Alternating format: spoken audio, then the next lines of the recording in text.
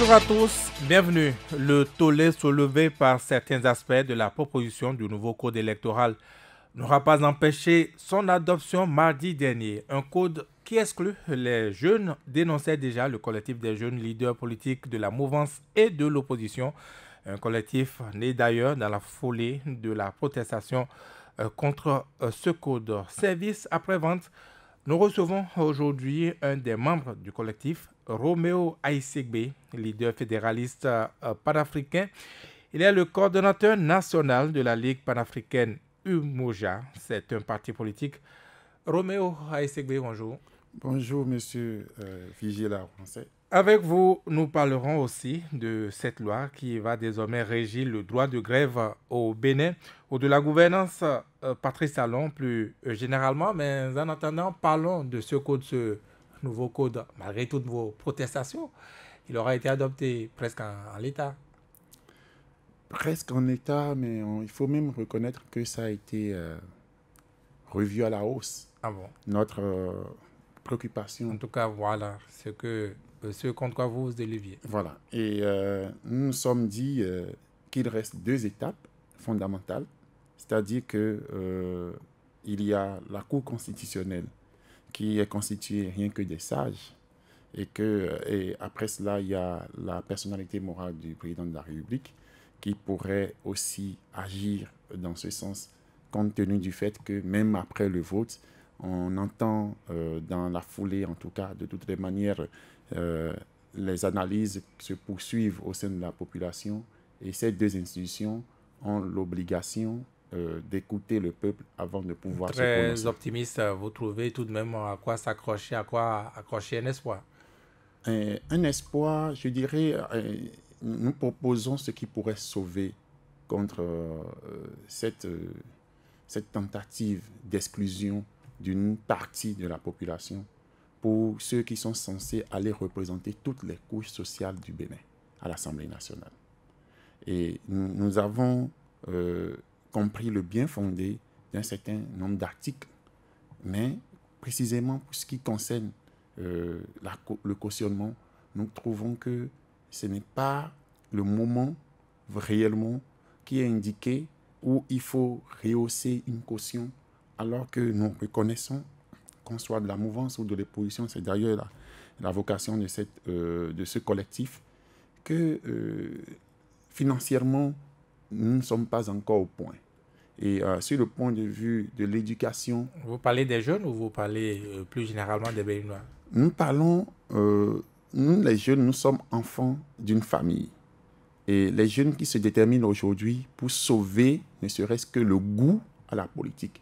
Parce que vous n'êtes pas sans savoir que de plus en plus, la déception est en train de gagner les camps, au point où vous entrez des fois dans une localité où les gens ne veulent même pas entendre parler de la politique. Parce qu'ils se disent que c'est de la désolation, ce qui se passe depuis près de 25 ans. Alors, si nous nous sommes levés en tant que jeunes pour sauvegarder cet idéal, c'est-à-dire que sans la politique, le développement aura un frein. Il faut des hommes de vision, pas forcément des hommes riches, mais des hommes qui ont été moulés, formés pour la cause publique, pour qu'ils puissent accéder à cette place, non pas pour avoir une condition financière beaucoup plus allégée ou je ne sais pas, mais participer à la construction pour ne pas être observateur et celui qui, dans son coin, critique tout le temps ce que les autres font.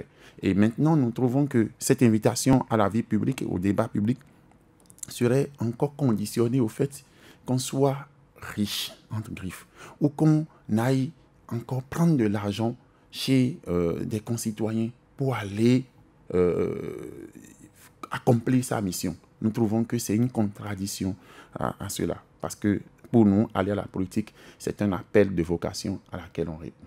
Vous êtes optimiste, disais-je, donc vous comptez sur la Cour constitutionnelle, vous comptez sur le chef de l'État, mais dans l'opinion, on entend qu'ils ne se font pas d'illusions par rapport à l'issue donc, de ces deux dernières étapes. Vous pensez que cette loi-là a quelque chose qui viole la Constitution? C'est pourquoi vous comptez sur la Cour? Bon, nous ne sommes pas en train d'accuser. Mais ce que nous comprenons aussi aujourd'hui, compte tenu de certaines choses qui ne sont pas encore rendues publiques, c'est que cette loi fait mal aussi à ceux qui ont voté. Parce qu'il y a des formations politiques qui sont représentées actuellement à l'Assemblée nationale. La Cour n'est pas là pour les sauver. Non, la Cour n'est pas là pour les sauver, mais la Cour est là pour, comme jadis, certainement on va en venir, la Cour est là pour demander de recadrer un certain nombre d'actes posés à l'Assemblée nationale. Mais si ça ne viole pas la Constitution.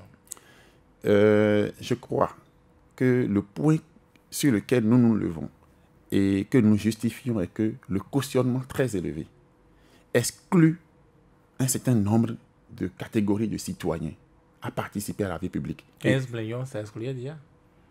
Oui, 15 millions, c'est exclu déjà. Mais le problème, c'est que face à ces 15 millions, une démonstration a été faite. Et aujourd'hui, nous avons vécu un certain nombre de candidatures, malgré les 15 millions, jugés fantaisie sans griffe. Donc, comprenons que en ce moment-là, il n'y avait pas eu tellement de cris contre. Mais aujourd'hui, passer de 15 millions pour les présidentielles à 250 millions, nous trouvons que, bon, en tout cas, l'expérience a montré que ce n'est pas forcément celui qui a les moyens ou celui qui réussit à prendre de l'argent de l'autre pour pouvoir accomplir une mission donnée qui est le plus intelligent ou bien la bonne personne indiquée. Voilà. Oui, mais est-ce que la règle n'est pas claire? Vous donnez les 250 millions, mais après l'élection, si vous avez un certain nombre vous avez une certaine performance, vous vous faites rembourser. Vous êtes d'accord avec moi que dans les conditions de compétence, si entre-temps on excluait de l'argent, que face à des personnes qui se portent candidats, rien ne définit par avance que c'est celui qui aurait suffisamment d'argent, qui pourrait obtenir plus de voix. Ils ne demandent pas qu'une seule personne ait cet argent-là. Les militants, disent-ils, peuvent cotiser.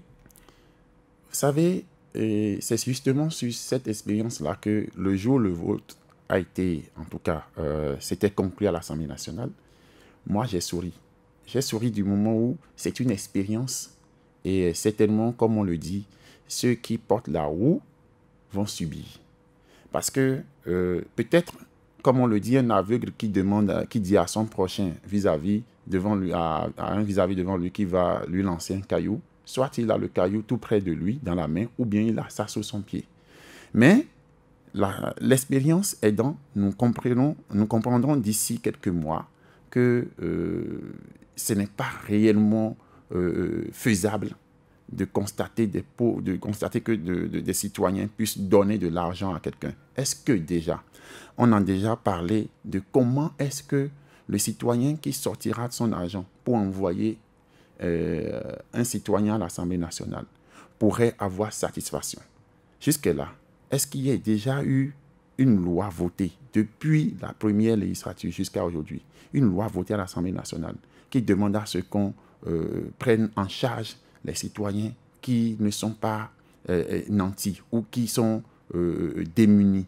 Est-ce qu'il y a déjà une loi qui permet à ce que les citoyens puissent se sentir directement bénéficiaires de ce que le député fait à l'Assemblée nationale? Est-ce que dans cette loi, on a prévu d'une certaine manière ce que le député aura à gagner, conformément à ce qu'il gagne déjà quand il va à l'Assemblée nationale? Est-ce que dans cette loi, ou avant même cette loi, avec ce que le député gagne, il pense déjà à ses mandants? Combien d'individus votent pour un député? Aujourd'hui, quelles sont les lois qu'on vote à l'Assemblée nationale qui permet à un citoyen ou bien qui a un bain de foule jusqu'à aujourd'hui?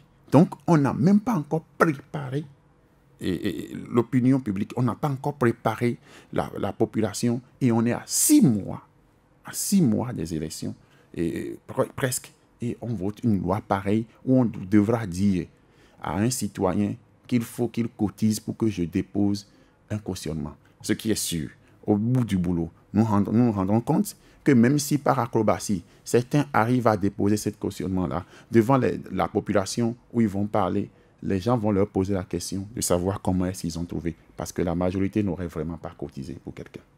Dans votre collectif, le collectif des jeunes leaders politiques de la mouvance et de l'opposition, depuis que le vin est tiré, qu'est-ce que vous avez fait? Depuis que le vin est tiré, le jour-là même, nous avons convoqué une réunion où nous nous sommes vus, nous avons dit un certain nombre de choses.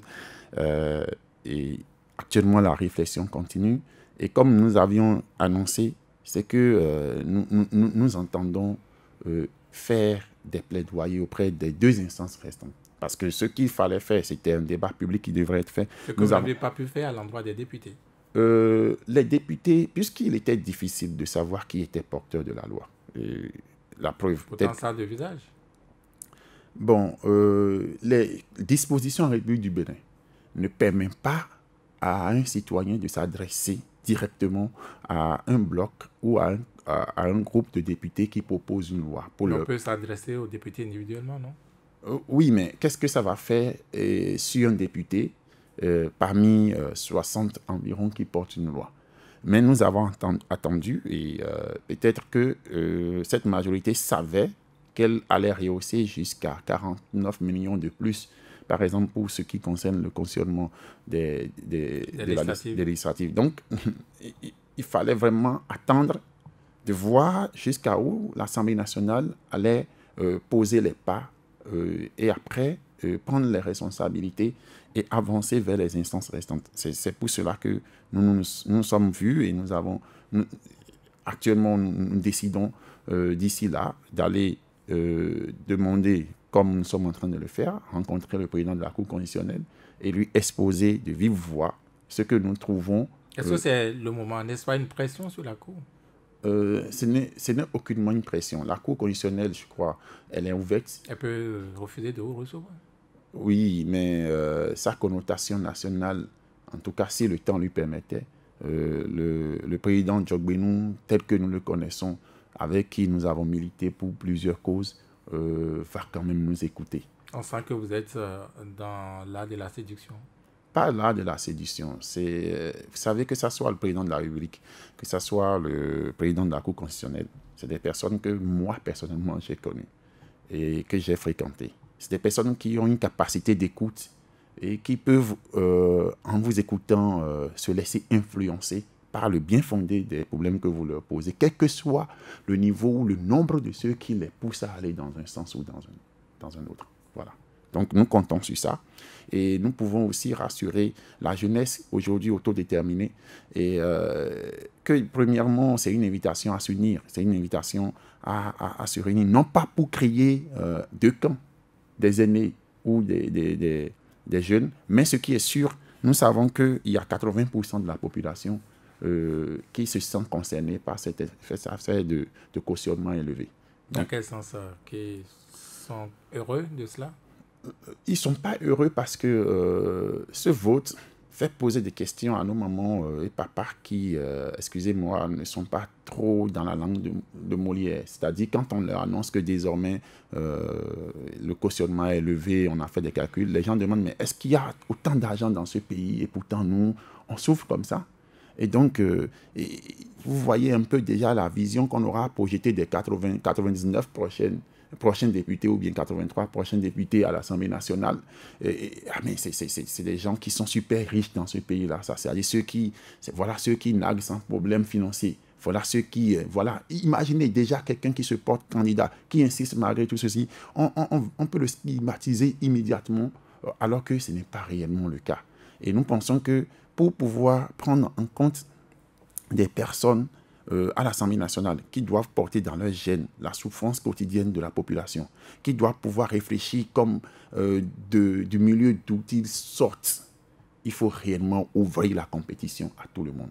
Moi, je pense même qu'aujourd'hui, quand vous écoutez nos mamans dans la langue nationale, ou nos papas, vous vous rendez compte que malgré le fait qu'ils n'aient pas mis pied à l'école, la réflexion qu'ils mènent pour dénouer des situations est beaucoup plus percutante. Et donc, ce n'est pas le moment réellement de mettre des critères, surtout sur le point de vue financier, pour limiter quelles que soient les candidatures, comme pour le traiter ou pas. Roméo, à Essegbe, on a l'impression que vous êtes toujours sous l'effet de cette douche froide de mardi dernier.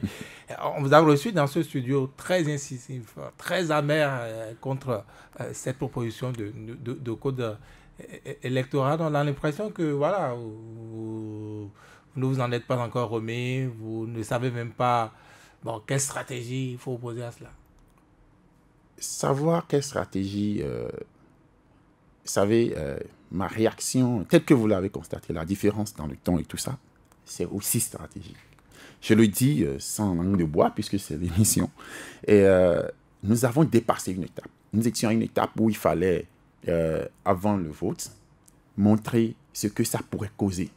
Et quand on se rend compte que tout ce que nous avons raconté, peut-être nous n'avons pas été écoutés, ou carrément les autres étaient déjà calés sur leur position.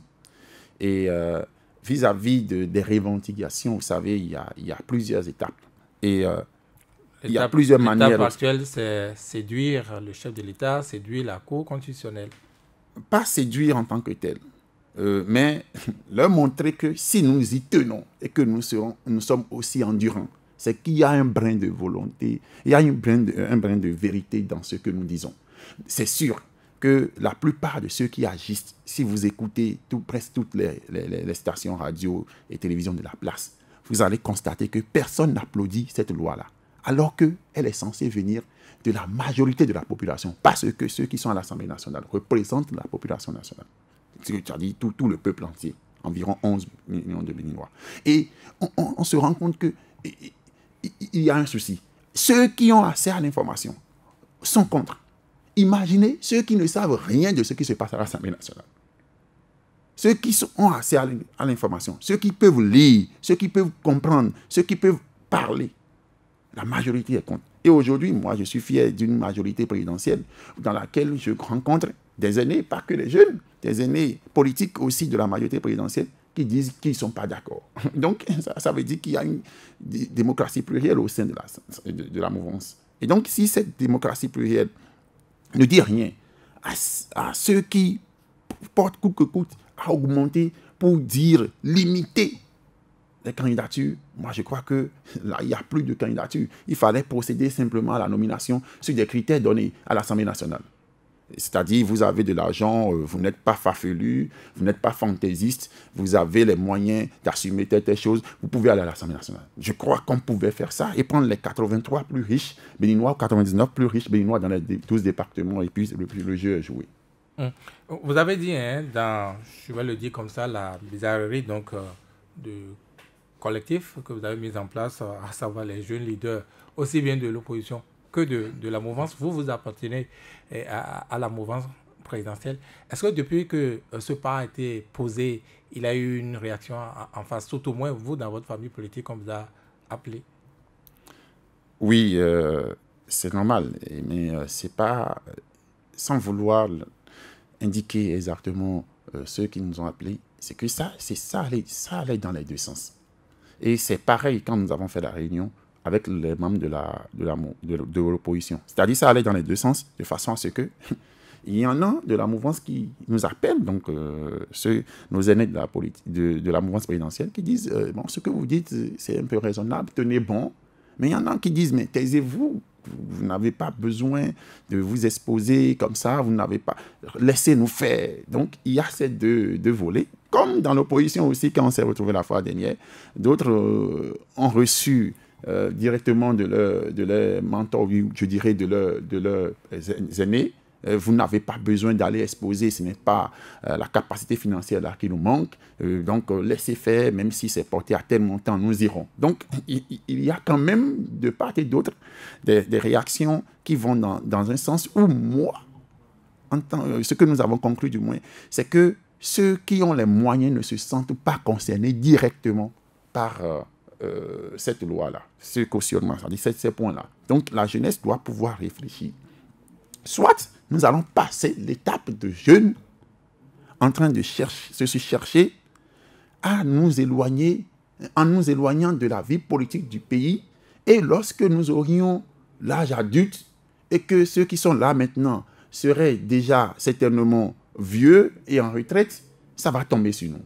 Ou soit nous allons continuer avec endurance et respect et se faire entendre et rentrer dans ce lobby-là. Parce que c'est important d'être dans ce lobby, même si nous n'avons pas les capacités matérielles et financières aujourd'hui. Nous avons cette capacité intellectuelle qui nous a permis de passer l'étape d'apprentissage et de vouloir aller sur le terrain pour jouer dans le jeu. Donc, je crois que de part et d'autre, c'est pareil. Et moi, je n'ai pas appelé ça pression, mais d'aucuns ont appelé ça pression de part et d'autre. Certains mouvements ont dit, ah, moi, je ne voudrais plus réellement continuer avec autant d'audace comme vous le faites, tout ça, parce que moi, j'aurais été appelé par tel. Non, je comprends aisément, parce que nous sommes dans un jeu qu'est la politique. Et comme ce n'est pas une guerre, nous comptons, la majorité a voulu que nous continuions ce combat comme prévu et que nous allions jusqu'au bout. De toutes les manières, ça aurait été une expérience. Aller jusqu'au bout, pour vous, c'est quoi? Aller jusqu'au bout, pour nous, c'est parler autant que nous avons la capacité, parce que c'est l'arme que nous avons aujourd'hui. Et si tout ça là est consommé, il y a certainement un plan B.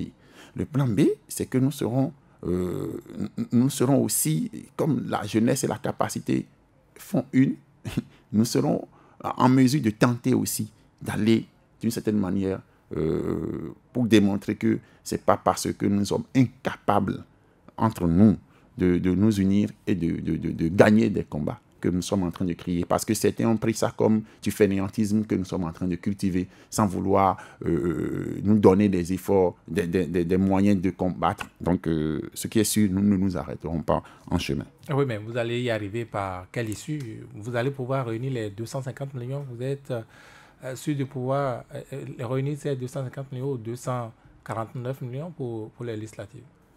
Je me réfère à un jeune que je ne vais pas nommer ici, avec qui je parlais, qui a dit, mais cet élan que nous avons pris, nous pouvons avoir 65 députés à l'Assemblée nationale. C'est beau, c'est rêvé. Et nous savons que d'un instant à l'autre, nous serons majoritaires sur la question, ce que nous défendons. Parce que aucun n'est né, aucun. Il faut que les jeunes qui se désolidarisent l'écrivent quelque part. Aucun n'est né dans son parti politique qui est appelé à fondre et à aller dans un bloc dans ces conditions aujourd'hui. Parce que même si ce n'est pas appelé à alliance, ces blocs actuels sont des blocs circonstanciels. Ce sont des clubs électoraux réels parce que la condition, c'est une condition pour aller aux élections qu'on a imposée aujourd'hui. Ce n'est plus des blocs volontiers. Aucun aîné ne va sacrifier sa place à une tierce jeunesse compte tenu de ce qu'il est émancipé, de ce qu'il est intelligent, de ce qu'il est ceci. Jamais. Jamais.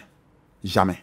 Et par rapport à ça, à la veille, jusqu'au lendemain de positionnement, vous allez constater que ce creuset de collectif des jeunes-là se verra renforcé.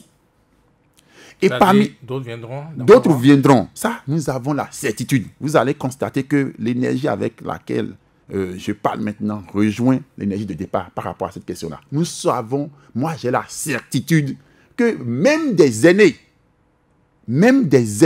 des blocs actuels vont rejoindre ce que nous défendons. Et ce qui est sûr, en ce moment-là, nous n'aurons plus de difficultés à nous présenter nous aussi. Oui, mais un collectif comme le vôtre, un collectif sans camp, comment ça se comporte dans les législatives à venir? Vous comprenez que chacun reste convaincu d'abord du choix qu'il avait fait, pour l'appartenance politique. Pour l'appartenance politique. Mais chacun reste de plus en plus convaincu pour le fait que le développement de la nation ne doit pas se baser sur des clivages politiques.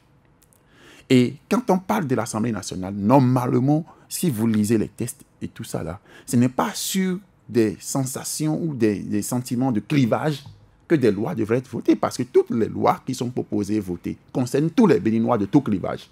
Et donc, nous pensons que dans cette condition, aller à l'Assemblée nationale n'est pas lié à une forme d'appartenance ou pas. Surtout qu'aujourd'hui, vous voyez le peuple, vous avez des difficultés à situer le peuple lui-même, soit s'il est opposant ou mouvancier. Et donc, nous pensons que ça devient quand progressivement. Finalement, ça devient une troisième voie. Finalement, ça devient une troisième voie. Et je confirme que ça pourrait devenir une troisième voie authentique, celle du peuple. Parce que le peuple, à un moment donné, vous savez, ne peut jurer par X ou Y que le contenu de telle ou telle décision qui est prise n'est pas sans intérêt pour X ou Y.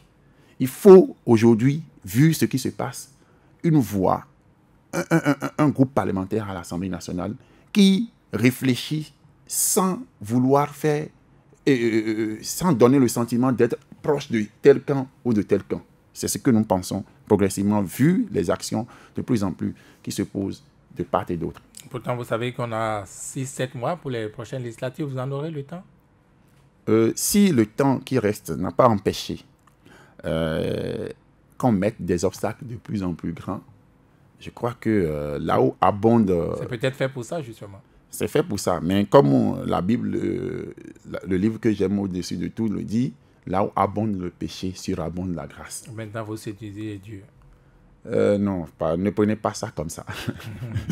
Mais ce qui est sûr, je crois que plus on mettra des mesures pour barrer la route à la jeunesse, plus la jeunesse va réfléchir et trouver les moyens nécessaires pour contourner l'obstacle. Oui, mais quand vous avez réfléchi, il faut du temps pour mettre ces réflexions en œuvre. Vous pensez avoir ce temps-là? Je crois que la réflexion et l'action vont de pair en ce qui concerne le travail que nous faisons dans ce creuset-là. Et nous n'entendons pas laisser tout de suite.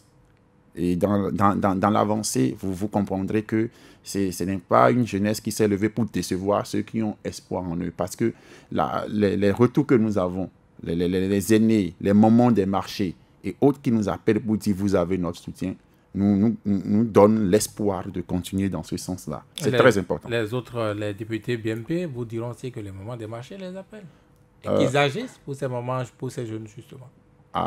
Je crois que j'ai écouté beaucoup de mamans, qu'elles soient instruites ou non, du marché ou pas.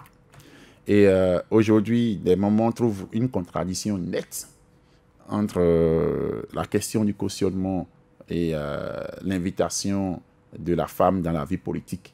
Et ça, là, ne serait-ce que ça, nous rassure. Parce que beaucoup de mamans trouvent que c'est une exclusion de la jeune féminine. Parce qu'on sait comment nos mamans s'échinent tous les jours. Et leur demander, si supposons qu'il y aurait un bloc des femmes, leur demander aujourd'hui de réunir ce montant-là avant que leur liste ne passe, je crois que c'est une manière de sévir sur les mamans qui déjà ont un rôle fondamental dans le foyer. Et c'est celui de subvenir aux besoins quotidiens des enfants, parce que tous les papas ne sont pas ceux qui assument financièrement les dépenses dans les foyers. Et je sais de quoi je parle. Roméo Aïsségbé, sans vous amener à dévoiler les stratégies que vous allez utiliser peut-être les prochains jours, est-ce que vous êtes en mesure de vous conformer à la charte des partis politiques, la nouvelle charte, et pouvoir, n'est-ce pas, avoir un parti qui compterait 15 membres au moins par commune, pouvoir être à jour comme le prescrit désormais et le code et la charte? Et nous disons sur ce point-là, merci aux députés. Merci vraiment parce que nous sentons une suite logique entre cette charte qui est votée et ce nouveau code. Il ne pouvait en être autrement. Il ne pouvait en être autrement. Et nous attendons que les deux étapes puissent donner réellement suite à cette promesse de financement des partis politiques. Parce que vous savez, quand vous prenez tout bon intellectuel du rang des aînés aujourd'hui, il vous dira, en voulant parler, quand vous lui dites le mot jeunesse, il vous dira que c'est le poumon de toute action à entreprendre sur le plan de mobilisation, sur le plan d'énergie, sur le plan de la force, et tout le reste. Si lui-même est conscient de ce qu'il dit, cet aîné-là, il comprendra que cette jeunesse est capable de se mobiliser pour obtenir tout ce que la charte des partis politiques impose. Pour ce qui nous concerne, je peux vous dire que pour les questions de 15 par commune, c'est une affaire réglée d'avance. Ah ouais. Parce que déjà, quand on demandait 10 par département, nous avons commencé un creuset parce que ce n'est pas du jour au lendemain qu'on s'est levé pour entrer en politique. Et de façon spontanée, c'est le moment de saluer tous ces jeunes qui s'échinent du nord au sud. Je salue tous ces jeunes dans les 12 départements. De façon spontanée, on était parti sur la base de 25 à 50 par commune. Et aujourd'hui, je peux vous dire que nous sommes actuellement, s'ils ne savaient pas, nous sommes actuellement au-delà même des 15 par commune. Donc, par rapport à ça, le problème ne se pose pas. Vous parlez du creuset, des dossiers à fournir pour avoir... Le creuset naît dans la foulée donc, des protestations contre ce code, a déjà fait ce parcours-là. Justement, parce que nous sommes fait appeler des jeunes leaders politiques. Donc, nous sommes avertis de la vie politique. nous savons très bien ce qui pourrait arriver depuis qu'on a commencé à entendre certaines choses qui se planaient. Et donc, nous sommes préparés en conséquence. Et je ne vois pas aujourd'hui que des articles de la charte, de la nouvelle charte des partis politiques puissent nous bloquer. Non, nous ne sommes pas. Mais ce n'est pas tout. L'obstacle que j'appellerais montagne même, c'est celui de l'argent. Oui, celui de l'argent. Si déjà, sans argent, ce qui devrait se faire avec plus de 12 millions de francs CFA, c'est-à-dire pour avoir ce dossier vu la hausse des prix aux tribunaux, dans nos tribunaux, compte tenu du retrait de certaines pièces administratives, que ce soit casier judiciaire ou certificat de nationalité. Si les jeunes ont pu faire ça, nous savons que notre nombre fait notre force. Et dans cette condition, ce ne serait pas pour plaisir qu'on le ferait, mais c'est pour donner réponse qu'on le ferait. Et donc, notre capacité de mobilisation, nous allons l'utiliser pour nous-mêmes, contre les propositions mirobolantes de nos aînés. C'est ça l'enjeu fondamental. C'est sans vouloir aller loin dans cette stratégie, puisque vos questions me poussent à sortir certaines choses. Je pourrais vous dire que rien ne nous inquiète par rapport aux dispositions pratiques à prendre pour être dans l'arène politique. Rien ne nous inquiète. Est-ce que vous êtes en mesure d'aller prendre de l'argent n'importe où ça se trouve pour pouvoir respecter, du moins être en règle avec cette disposition? La consigne formelle que nous nous sommes donnée entre jeunes aujourd'hui est que si chacun de nous fait soit du manœuvrage, ou chacun de nous, ceux qui sont, je parle de ceux qui sont n'ont pas un emploi, n'ont pas un métier.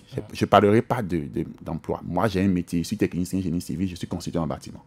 Et donc, ceux qui sont des artisans et autres entre nous, qu'ils soient lettrés ou pas, les mamans, nos jeunes sœurs vendeuses dans les boutiques et autres, nous sommes fixés comme objectif, avec le nombre que la charte des politiques nous donne et que nous avons la capacité de mobiliser, chacun de nous va au travail. Et donc, nous savons que, logiquement parlant, en 3 mois de travail, nous obtiendrons ce nombre. Mais le chômeur, et c'est souvent la classe des jeunes, pour la plupart au Bénin, le chômeur, il va aller travailler.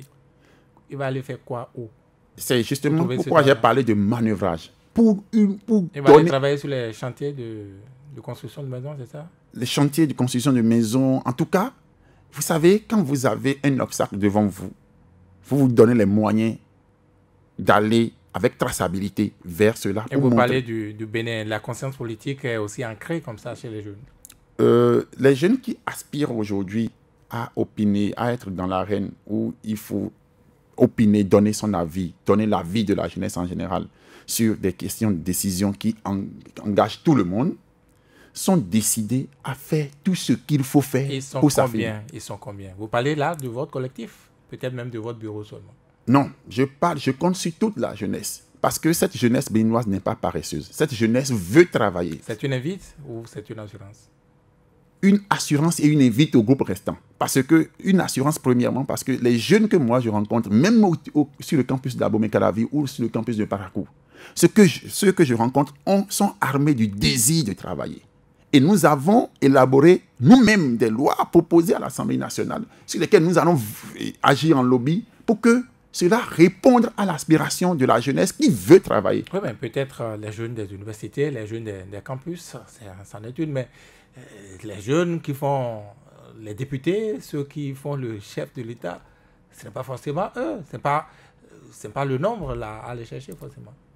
Vous savez, nous avons compris, et la majorité a compris, la majorité comprendra aussi lors de cette émission, que ce n'est pas... nous avons déjà fait l'étape d'encensement, de faire des rois, en en retour qu'on nous donne du travail. Si vous écoutez, quel que soit la catégorie de jeunes que vous allez écouter lors des campagnes, quand ils choisissent un candidat, c'est qu'il va trouver du travail à la jeunesse. Ce n'est pas qu'il va donner de l'argent à la jeunesse. Et cette classe de jeunes, vraiment, honnêtement, en existe. Et de plus en plus, normalement, si nos gouvernants comprenaient que cela pourrait être une bombe, et c'est une bombe, pas sur le plan destructif, mais plutôt sur le plan constructif. C'est-à-dire qu'aujourd'hui, ce qui se passe et ce qui va se passer à l'horizon 2019 et même 2020, et pourrait avoir une conséquence directe sur 2021, est que cette jeunesse est en train de comprendre qu'il faut prendre son destin en main. Et prendre son destin en main, c'est que vous êtes resté dans une espérance. Vous avez fait vous avez fait des missions et vous restez dans une attente, dans une espérance que quelqu'un vous apporte la solution comme il l'a annoncé, sur des papiers, dans les médias, et en tout cas, théoriquement. Et dans le feu de l'action, vous ne le sentez pas, vous ne le voyez pas.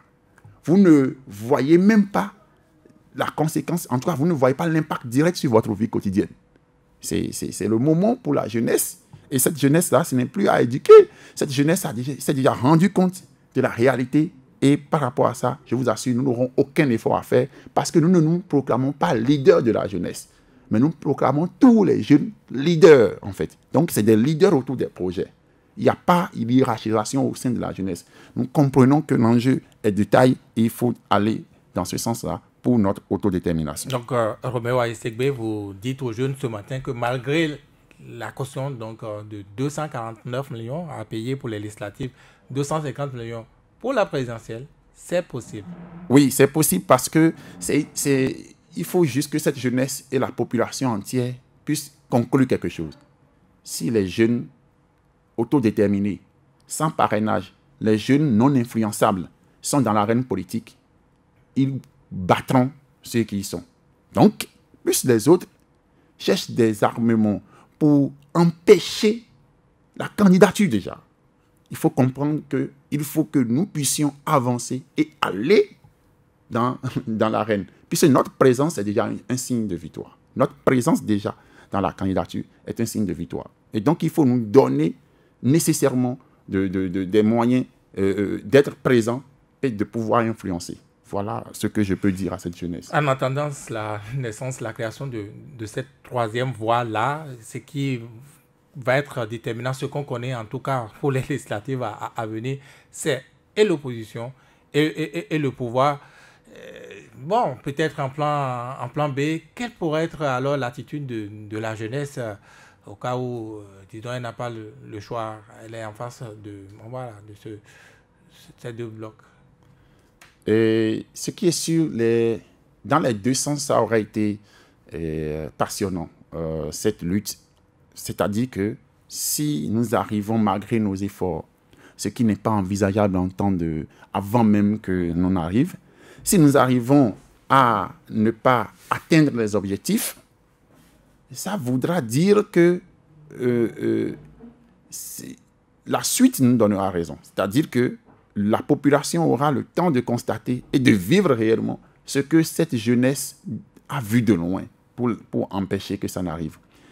Dans le cas... C'est-à-dire que tout le monde serait mis devant le fait accompli. Tout le monde serait mis devant le fait accompli. Et je suis sûr que de plus en plus, il y aura des intéressements. Je ne voudrais pas donner un exemple pour cas en tout cas, mais quand vous regardez le Cameroun aujourd'hui, je connais les jeunes Camerounais avec qui je suis presque tous les jours, en fait. Et que je vais au Cameroun. C'est arrivé à un point où tout le monde se désintéresse de la vie politique. Et on sait ce qui arrive au Cameroun aujourd'hui. Tout le monde, c'est-à-dire même des personnes qu'on pourrait intéresser, même le peuple ne s'intéresse même plus. Alors qu'au Bénin, nous sommes dans un élan de développement qu'il ne faut pas arrêter.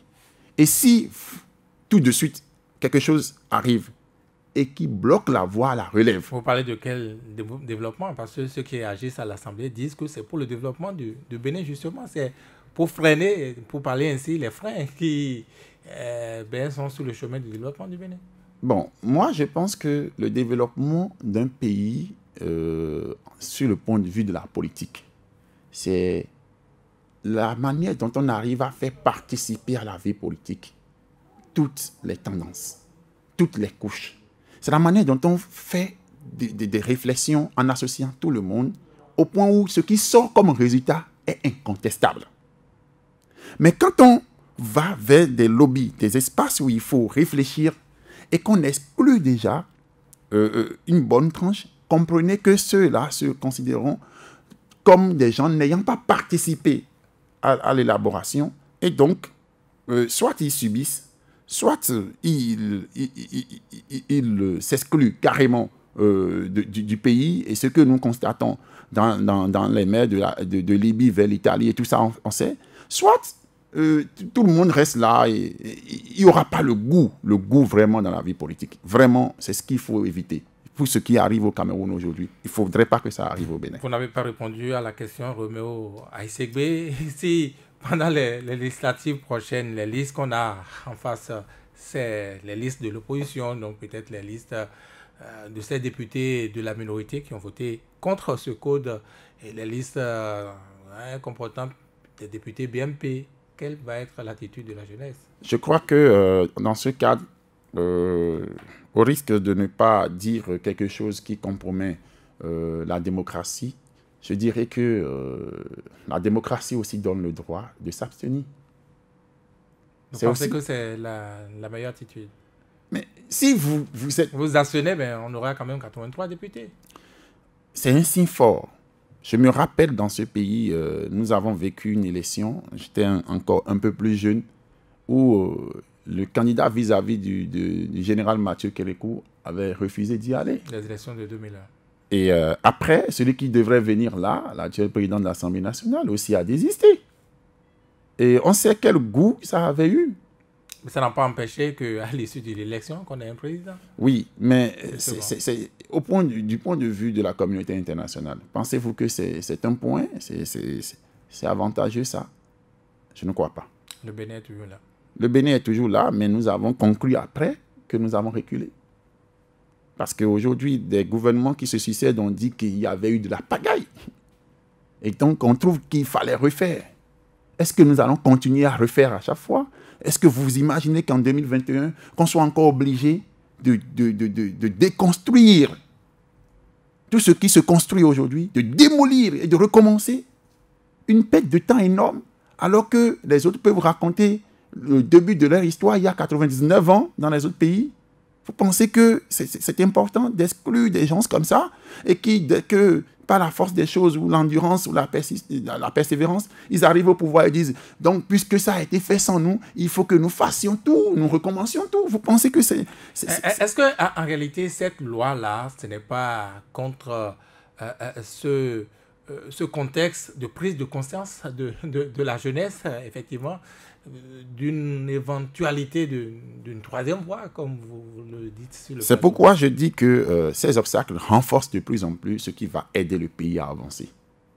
Soit moi, je me reconnais toujours de la mouvance présidentielle, je reconnais, je vois les bonnes actions qui se font par le chef de l'État et son gouvernement.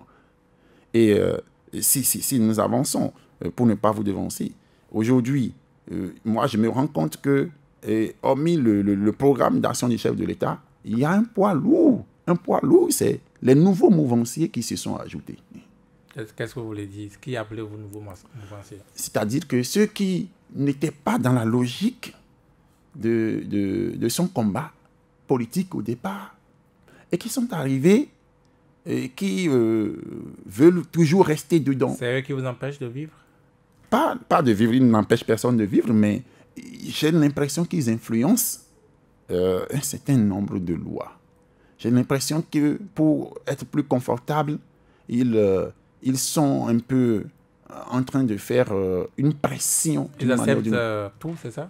C'est pas qu'ils acceptent tout, mais c'est qu'il y a quelque chose qu'ils demandent qu'on leur favorise. J'ai l'impression qu'ils ne veulent pas quitter l'arène politique, malgré leur âge avancé, malgré l'expérience qu'ils pouvaient mettre autrement au service du peuple. Apparemment, vous avez des noms sur ces idées que vous évoquez. Non, mais je crois que ce que je dis, des personnes vont se reconnaître, parce que depuis que le Bénin est Bénin, il y a des gens qu'on entend, dont on entend les noms, qui ont sur eux le bilan de ce qu'aujourd'hui, avec eux, nous dénonçons. C'est eux les responsables des problèmes d'aujourd'hui. Puisqu'ils avaient à eux seul le destin, c'est-à-dire le droit de décider du destin du pays. Et aujourd'hui, on s'est rendu compte que la majeure partie des décisions qui ont été prises en leur temps par eux est en train d'être rejetée. Et allons-nous continuer comme ça pour qu'une autre génération arrive pour accuser celle d'aujourd'hui? Je pense que non. C'est des choses terre à terre, quoi. À un moment donné, il faut savoir laisser les choses avant que les choses ne vous laissent. On va passer à un autre sujet. On va parler aussi de cette loi qui a été votée à l'Assemblée nationale. Désormais, il y a une nouvelle loi qui régit le droit de grève au Bénin 10 jours, désormais par an, pour aller en grève si vous décidez. Quelles sont vos impressions? Vous avez suivi également ça? Oui. Je crois que, bon, déjà, il faut avouer que dans un certain nombre de secteurs, il n'était pas dans l'avantage du peuple que certains aillent en grève. Si vous avez des enfants qui ont subi les affres des 3 mois de grève de cette année qui viennent de s'écouler, si vous avez eu des parents dans des hôpitaux publics pendant les grèves qui ont été faites, vous aurez carrément une autre image des syndicalistes qui tenaient à aller coûte que coûte au bout des grèves, c'est-à-dire multiplier des délais. Ceci étant, nous saluons la Cour Hulot qui avait demandé qu'on recadre la loi qui suspendait la grève. Et aujourd'hui, recadrer dans ces conditions, jusqu'à présent, je crois que c'est raisonnable, avec le souhait qu'il n'y ait pas de grève. Le souhait qu'il n'y ait pas de grève dans ce sens que même les 10 jours peuvent être fatals pour un avenir, pour l'avenir d'un enfant. Même les 10 jours, parce que ça dépend de quel moment ces syndicalistes vont en grève. Et même les 10 jours peuvent coûter la vie à des personnes.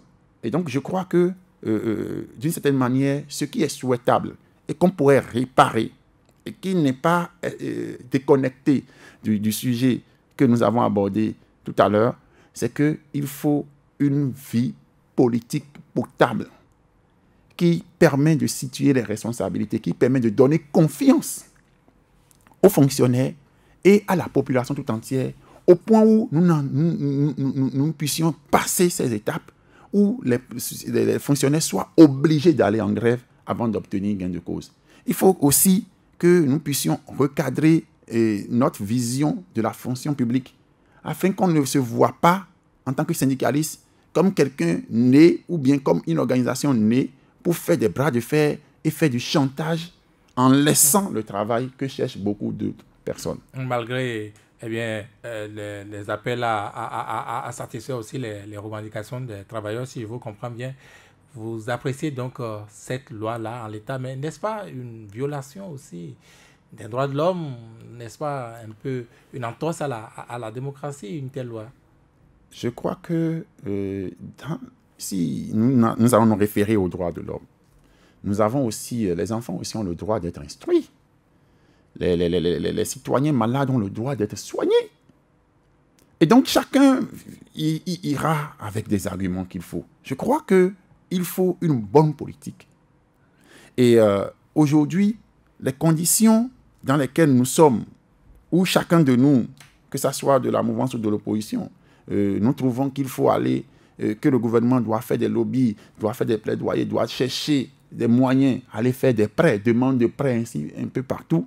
Il est clair que si nous devons fonctionner sur la satisfaction des revendications et que pour satisfaire des revendications, il faudra aussi aller faire des prêts, le pays qui reste à nos enfants à venir là sera non plus un pays, mais une portion de terre en location. Donc, il faut reconnaître, à un moment donné, que j'invite même nos papas syndicalistes et nos mamans syndicalistes à faire une forme de passage en vision de la capacité de notre État, des trésors publics, à satisfaire les besoins. Et à un moment donné, de façon volontaire, de commun accord aussi, je demande la transparence au niveau du ministère des Finances, pour que de commun accord, des fonctionnaires puissent se lever pour dire telle revendication dont nous avons besoin, ce que nous réclamons depuis des années, vu la capacité de notre caisse nationale, nous les supprimons.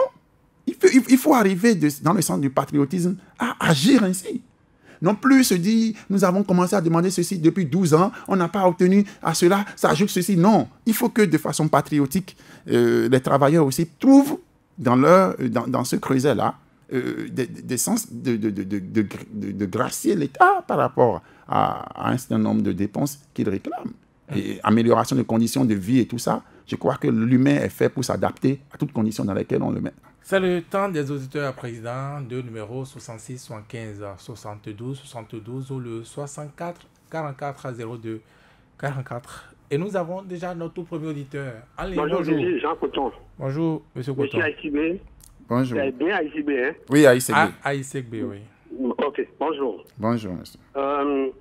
Merci pour la clarté de votre exposé. Merci. Pour lequel je partage bien des avis avec vous. Mais celui que je ne partage pas du tout, c'est celui relatif à la lutte contre la corruption. Quand vous disiez tantôt un peu plus loin que le chef de l'État, avec l'interview qu'il a donnée à l'extérieur, à l'étranger, sur son projet de société est resté conforme à ce qu'il a promis, je ne suis pas tout à fait d'accord. Parce que le chef de l'État, même à l'investiture, a dit « Je suis prêt ici et maintenant à combattre la corruption et l'impunité ». Et je ne suis pas entièrement d'accord si la corruption prend cette teinte-là aujourd'hui. Il n'a jamais promis qu'il allait combattre certains et laisser d'autres. L'autre question, aussi vrai que cette remarque, c'est une remarque, la première question, aussi vrai que la promulgation de l'actuel code voté au Parlement le 3 septembre consacrerait une exclusion démocratique, une destruction de la démocratie, un recul de notre processus démocratique qui cache la privatisation de notre démocratie et la monétisation des hautes fonctions politiques de l'État, comme le fait l'hebdomadaire La Croix du Bénin. Il est tout aussi vrai qu'au-delà de toute comparaison avec d'autres démocraties, l'absence d'une culture des cotisations par les militants au sein des formations politiques pour leur survie, pour la survie de ces formations politiques, n'est-ce pas, laissant cette charge régalienne aux seuls soins des dirigeants, me fait dire que c'est un déclic des jérémiades auxquelles nous assistons aujourd'hui. Vous me confirmez? Que faudra-t-il faire si vous étiez vraiment un député ou bien si vous devez poursuivre votre combat pour y pallier et ne pas permettre, le cas échéant, à un député à ne pas aller au-delà de 3 mandats, car ne pas limiter le nombre de mandats du parlementaire est également une forme d'exclusion de la jeunesse. Je vous remercie. Merci, monsieur Coton. Deuxième auditeur, bonjour. Oui, bonjour, Radio Soleil FM. Je m'appelle Sébastien Norosso. Voilà, je salue votre invité. Salut, croyant. Ma première question. Oui. Je vais demander, est-ce que vous êtes sûr que ces lois qui sont en train d'être votées à l'Assemblée, ces députés du PMP, est-ce qu'ils maîtrisent bien ces lois? Est-ce que ces lois vont durer dans le temps? Deuxième question, est-ce que vous ne voyez pas que le président Patrice Talon est en train de lutter contre ses opposants et de lutter contre la corruption? Parce que je ne comprends pas quelle coïncidence qui fait qu'aujourd'hui, c'est toujours les députés de la minorité parlementaire que les demandes d'immunité sont demandées. Tandis qu'on sait qu'il y a beaucoup dans le PMP qui a travaillé avec tous ces députés, qui avaient travaillé avec Yahi, que nous connaissions des dossiers, on l'avait dénoncé, même quand ceux qui sont au pouvoir aujourd'hui, je vais parler Aldel Aladati en tant que citoyen et société civile, demandait la clarification sur certains dossiers. Même le président de la Cour constitutionnelle, là maintenant, le maître Tchobwenou, luttait pour demander la clarité de certains dossiers, comme Maria Greta, qu'on a englouti 43 milliards, on a dit. Donc, pour finir, les chefs de l'Assemblée nationale, comment vous voyez qu'aujourd'hui, on demande règlement à l'amiable pour ça? Et est-ce que certains politiciens et anciens politiciens qui ne veulent pas quitter ne sont pas en train d'encadrer le président Talon pour ne pas quitter, et ils sont en train de faire autre chose avec lui, disant qu'ils sont toujours avec lui. Sébastien Norosso, bon dimanche à vous. Je vous remercie. Merci. Troisième auditeur. Bonjour, monsieur le journaliste. Je salue votre invité. Salut. Oui, vous avez l'honneur, je vous appelle depuis Porto-Novo, Tadaro. Oui, allez-y. Et je m'avais vous demander si vraiment, nous savons tous que l'Assemblée nationale, c'est une institution contre le pouvoir. Et je voudrais vous demander si vraiment le député du BMP fonctionne tel que c'est dit, que le Parlement est une institution contre le pouvoir. C'est selon moi, je crois qu'avec l'allure vont les choses, que le Parlement est une institution maintenant pour le pouvoir. C'est tout comme s'ils ne connaissent pas leur voix. Excusez-moi de peu. Maintenant, vous êtes jeune mouvancier. Vous avez soutenu vraiment les actions du gouvernement. Mais si vous dites que, tout à l'heure, le journaliste vous posait la question si il y a, si le truc là, la question ne s'est pas encore. En tout cas, si vous demandez si, là où vous êtes maintenant, le président vous positionne sur sa liste et vous allez à l'hémicycle, vous allez faire la volonté du gouvernement ou bien la volonté du peuple et la volonté du peuple. On a constaté aujourd'hui que les députés du BMP d'aujourd'hui sont en train de faire. Laissez l'invité répondre à votre question simplement. Bon dimanche. 4e auditeur. Monsieur Vigile. Votre nom, s'il vous plaît. Mathieu, rentrons-nous. Oui, allez-y. Diminuez le volume de votre poste récepteur, s'il vous plaît. Je salue votre invité. Salut à vous. L'invité, bonjour. Bonjour, monsieur Mathieu. Merci beaucoup d'être au rendez-vous. J'ai quelques questions pour vous ce matin. Je vous appelle de Sémépodi, précisément de Djefar, Clégonou. Monsieur l'invité, ne voyez-vous pas que c'est antidémocratique dans un État démocratique et constitutionnel et d'État de droit d'arracher le seul âme pouvant permettre à un citoyen travailleur de se défendre? Deuxième question. À combien le SMIC béninois? Mais comment voyez-vous le SMIC béninois aujourd'hui, au même moment où on demande à un jeune politicien de mobiliser 200 millions ou 250 millions avant d'être candidat dans ce pays? Ne voyez-vous pas qu'il est temps que l'État doit faire lumière ou bien doit revoir le SMIC béninois? Et troisième question, monsieur l'invité, dites-nous, la main sur le cœur, comment voyez-vous la gouvernance de M. Patrice Talon aujourd'hui comparativement au gouvernement de fin?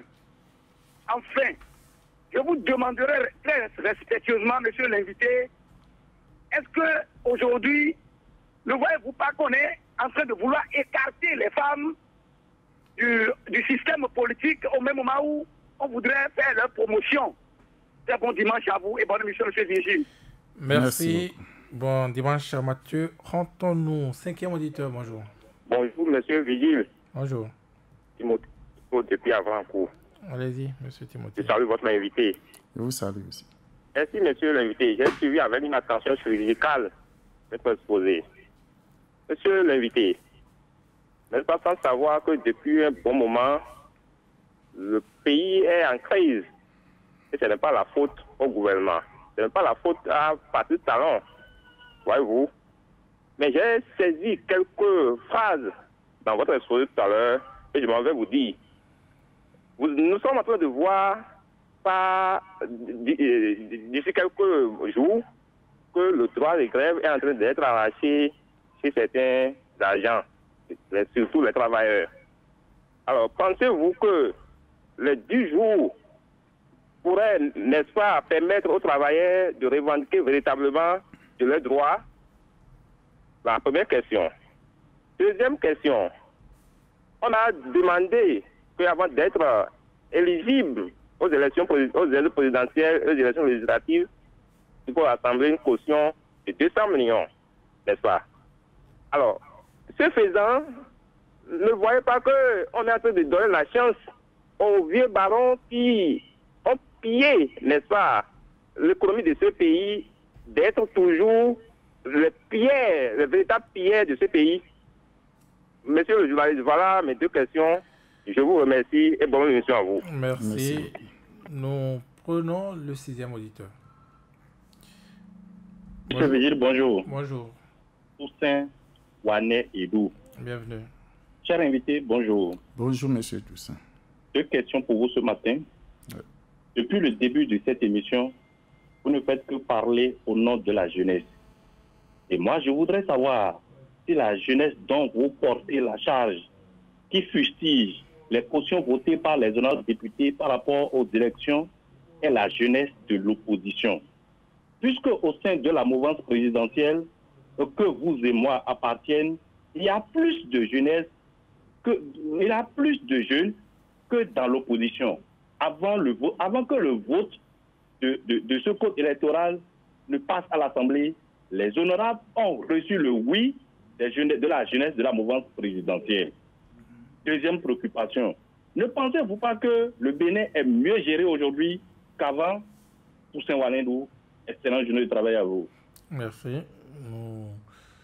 Nous allons terminer ainsi la liste des appelants de ce matin. Revenir dans ce studio, donner réponse à ces questions. Je voudrais que vous commenciez par la dernière, celle donc de Toussaint Ouanendou. Au nom de quels jeunes vous parlez finalement, puisque, dit-il, les jeunes sont plus nombreux proches du pouvoir que de l'opposition, et ces jeunes ont dû accepter ce qui est fait à l'Assemblée. Merci beaucoup. Je remercie M. Toussaint. Je me demande si M. Toussaint a suivi nos interventions à partir de la déclaration de presse jusqu'aux émissions qu'on a eu à faire sur plusieurs stations et même l'émission Boulevard des opinions ici. Je crois qu'il est important de savoir que nous l'avons notifié, que ce soit dans la mouvance ou l'opposition. Il y a certains jeunes qui ont donné leur quitus parce que, croyant que il suffit d'avoir la promesse que vous me demandez là, tout de suite dans l'une de vos questions, qu'un auditeur a demandé, c'est-à-dire d'être coopté ou d'avoir une telle faveur ou telle faveur pour ne pas réellement se préoccuper de la question.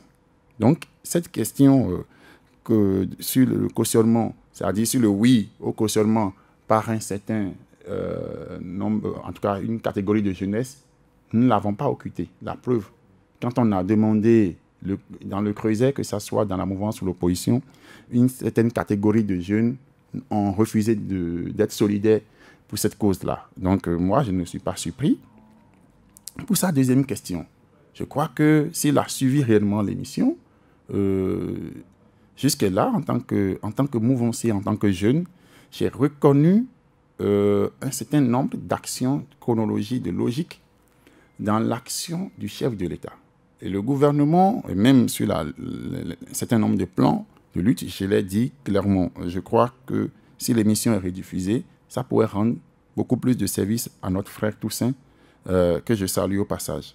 Et donc, il faut reconnaître qu'au sein de cette majorité présidentielle, il y a une pluralité de voix. Ça n'a pas été, je crois, je peux le nommer avec précision, parce que j'ai vu le président de Bénin en route, qui est passé sur votre plateau, ici, pour Jean-Baptiste Hunguet, qui a dit que le cautionnement était un peu élevé. J'ai vu d'autres, comme le Creuset de l'UND, dit que bon, c'est un peu élevé, mais bon, si ça faisait, on suivra. Et donc, je crois que le oui dont il parle, s'il peut nous envoyer, en tout cas, et certainement c'est quelqu'un qui me connaît, s'il peut publier les Creusets dans lesquels la jeunesse, unanimement, dans la mouvance, avait eu à dire oui à cette question de cautionnement, parce que je fréquente toute la jeunesse de la majorité présidentielle. Et donc, je serais très ravi de recevoir cela de sa part. Si nous remontons un peu dans les autres questions, je crois que la lutte fondamentale que nous faisons en tant que jeunes est de faire en sorte que les décisions qui sont votées, en tout cas les lois qui sont votées à l'Assemblée nationale, puissent inclure tout le monde. Et si nous nous insurgeons contre le fait que l'argent devienne moteur, c'est pourquoi tout à l'heure j'ai parlé d'influence des nouveaux mouvanciers, c'est-à-dire des gens qui se croient avoir le titre foncier de la vie politique du pays et qui ne veulent en aucun cas que, quel que soit Alpha, eux qui parlent de l'alternance, eux qui parlent de la jeunesse, ne veulent en aucun cas quitter les affaires. Cette influence qu'ils sont en train de faire sur le chef de l'État, moi, je le classe, par exemple, je classe cette influence, cette altercation dans la vision du chef de l'État, depuis sa préparation, son programme de société et sa gouvernance, comme l'augmentation de caution. Parce que le chef de l'État a toujours clamé, je crois même le 6 avril l'a dit, que l'argent ne serait plus quelque chose déterminant dans la vie politique de notre pays. Et si ceux qui étaient déjà dedans, c'est ceux-là qui aujourd'hui, l'Assemblée nationale qui devrait être une instance de contrôle du pouvoir, a décidé de faire de la politique. Et quand ils ont décidé de faire de la politique, le gouvernement a besoin d'avoir une majorité à l'Assemblée nationale. Et ce que lui coûte cette majorité aujourd'hui à l'Assemblée nationale, nous le savons. Donc ce n'est pas un secret. C'est une pression sur le chef de l'État. Et si nous, jeunes, nous levons aujourd'hui, c'est pour permettre à ce que le chef de l'État ne puisse plus sentir le poids de l'opposition et d'être obligé de subir ce que lui proposent ceux qui veulent lui faire avec lui un marché politique. Nous savons très bien que cette opposition, des fois, ce que nous rencontrons dans notre pays qui est aberrant, c'est le fait que je suis opposant, même s'il s'agit de faire quelque chose et que je suis conscient que ça va faire du bien pour le pays. Je suis opposant. C'est les choses auxquelles nous assistons dans notre Assemblée nationale qui poussent le gouvernement à faire de la politique à l'Assemblée nationale. Et donc, nous pensons qu'il faut se départir de tout clivage politique. Et ce n'est que dans cette logique-là qu'on pourrait avoir des députés crédibles qui disent réellement ce qu'ils aspirent, ce que leur aspire la vie de la population qu'ils représentent à l'Assemblée nationale. La lutte contre la corruption sous talon est bel et bien sélective, pense Jean Poton, c'est aussi l'opinion de Sébastien Yorosso. Je pense que dans une logique normale des choses, moi, je voudrais inviter chacun à voir les choses sur trois angles. Il y a l'angle vu par le peuple neutre, l'angle vu par les opposants, l'angle vu par les mouvanciers. Le peuple neutre, vous êtes d'accord avec moi que tout le monde a crié que ça ne va pas, que l'impunité est à l'air grandissante, qu'on ne punit jamais, qui que ce soit, qu'on ne fait jamais ceci et fait cela. Acceptons de reconnaître que qu'un début soit donné. Un début aujourd'hui, c'est que ce à quoi nous n'avons jamais assisté, quand on a tenté d'enlever l'immunité à un député dans ce pays, quoi qu'il soit demandé par le président de la République, on sait ce qui s'est passé à l'Assemblée nationale. Oui, mais vous l'avez dit, ce début-là, ça ressemble à si vous êtes corrompu, si vous ne vous sentez pas propre, venez sous le drapeau ou périssez. Non, je ne vois en aucun cas qu'on invite quelqu'un à venir sous le drapeau.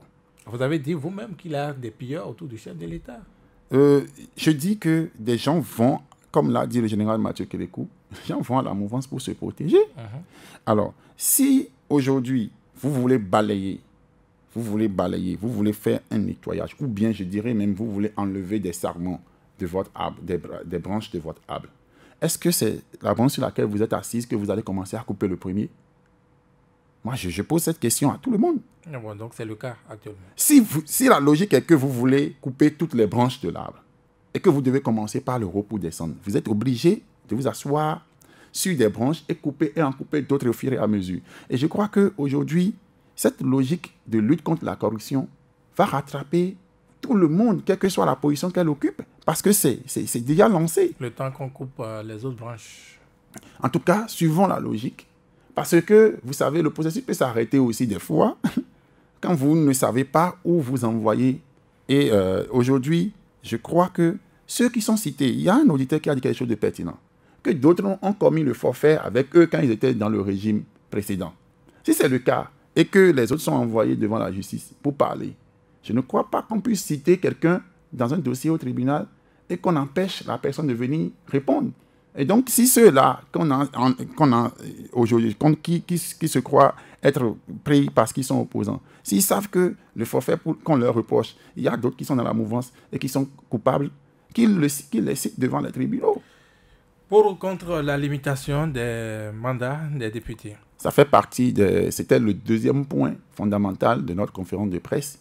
C'était qu'on limite d'abord la participation à la vie politique de notre pays à l'Assemblée nationale à 2 mandats et qu'on limite aussi l'âge conformément aux tests qui régissent, en tout cas l'âge d'être président de l'Assemblée, président de l'Assemblée et président de la République. Voilà. Donc la Constitution limite l'âge à 70 ans. Nous pensons qu'il faut que cette rigueur soit aussi envisagée à l'Assemblée nationale. Voilà. Les autres questions, est-ce que les lois votées en l'état à l'Assemblée nationale sont faites pour durer? C'est une question de Sébastien. Je crois que dans ma discussion, j'ai dit que l'expérience nous fera rendre compte de cette erreur de mettre le cautionnement aussi élevé. Et nous sommes à quelques mois de l'expérience et nous pensons que malgré tout ce que nous disons, si nous fonçons comme ça, nous aurons tout ça constaté réellement ce qui va se passer. Voilà. Et pour la question liée au SMIC béninois, je crois que pour augmenter le SMIC béninois, en tout cas, c'est à partir du travail de chaque béninois, à partir de la productivité, surtout du secteur privé. Pour l'instant, il ne travaille pas encore. Pour l'instant, le béninois aspire, veut de travail. Le béninois veut travailler parce que vous savez, quand nous travaillons, quand toutes les activités vont bon train, ce qui est sûr, c'est sur le bénéfice qu'on paye les impôts. Et donc, plus nous aurons à travailler, plus nous aurons à réaliser de bénéfices et facilement nous allons payer les impôts. Et comme ça, il y aura de la cagnotte nécessaire, ce qu'il faut pour que l'État augmente le truc. Donc, c'est quelque chose qui revient à la politique qu'aura à élaborer le président de la République, qui est en cours d'ailleurs, qui va faire travailler tous les Béninois dans tous leurs secteurs afin que la rentabilité puisse répondre à cela. Le BMP est le principe de la séparation des pouvoirs. Le principe, je crois que l'Assemblée nationale, comme on le dit, est pour contrôler l'exécutif. Aujourd'hui, comme je l'ai dit, que ce soit dans le camp de l'opposition, de la mouvance, ça se fait sur des sentiments et non plus sur en tout cas, le sentiment d'appartenir à ceci. Je voudrais montrer que j'appartiens, je suis fidèle à tel ou tel.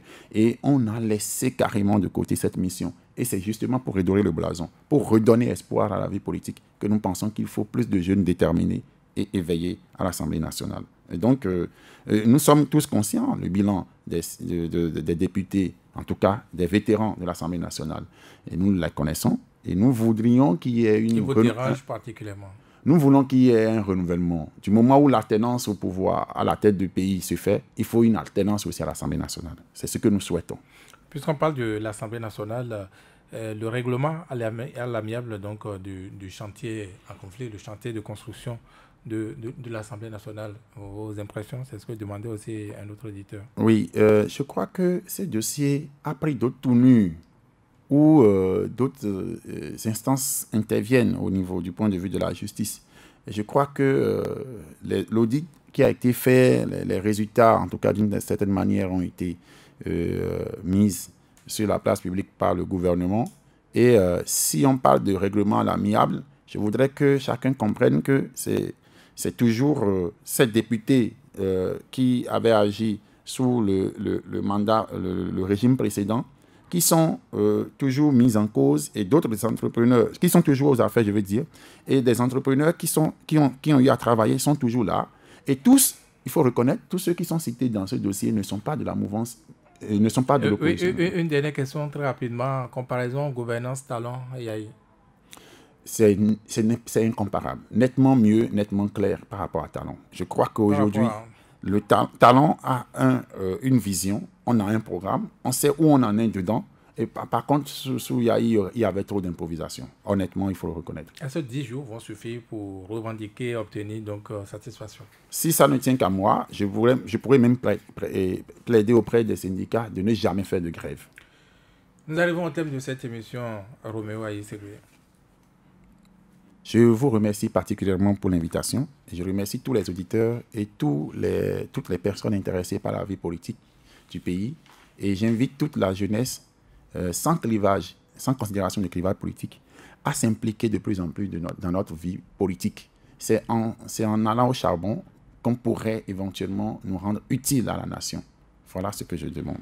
Merci beaucoup. Merci à vous, Roméo Aïssegoué. Je rappelle que vous êtes leader fédéraliste panafricain, coordonnateur national de la Ligue panafricaine, UMOJA. C'est bien cela, hein? Ouais. Un parti politique soutenant Patrice Talon. Vous appartenez d'ailleurs au collectif des jeunes leaders politiques de la mouvance et de l'opposition. Merci aux amis auditeurs.